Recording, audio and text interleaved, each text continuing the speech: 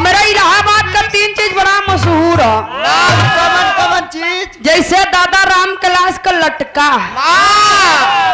स्वर्गीय जनाब हैदर गुरु जी का झटका, लाल जी लहरी गुरु जी का फटका, लहरी गुरु जी का ही घूम के मथुरा काशी भाई भतरासीन बाटूना, लहरी बन गए सन्यासी भाई भतरासीन बाटूना।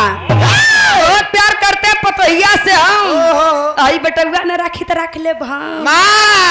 ये लहरी गुरु जी का फटका। लेकिन जब दादा राम कैलाश उठे, कुर्ता का टोक पकड़ के कहे दुल्हन पेराता, दुल्हन पेराता, जैसे खूंटा पे भैंस बिना चारा का पेड़। आजकल तो जमाना चेंज हो गया बा। दुल्हा परदेश से चली तो दुल्हन के पास फूल लगई कई हल्लो का करती हो भाई भैंस ही लगावत है। कुछ समयों में समझ में आवत था कि भैंसिन लगावत रहा एनी टाइम लागत ना। लेकिन पहले जब दुल्हा परदेश से चले, दुल्हन का संकेत मिले, दुल्हनिया जाकर नदिया से कहे ए नंदो, ए नंदो, आज हमारे ओ आवत हुए, हमारे ओ। ये ससुर कौन कंपनी से निकलन हो? तोर भैया रे पगली, समझिन नहीं पावत है। दादा राम कैलाश गावे, कैसे गावे?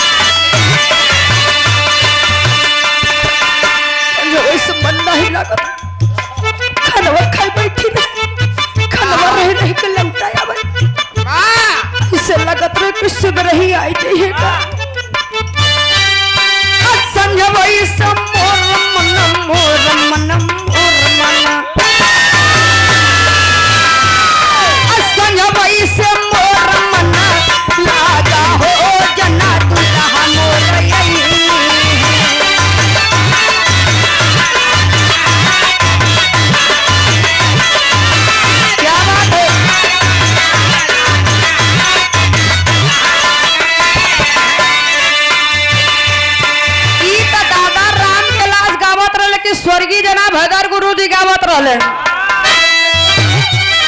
हाँ हमारा ए में ए अंसार भैया, हाँ हमारा ए में आई हमारा ए में परावत बोला वाली ना हो, ई है गाँव कई गोती।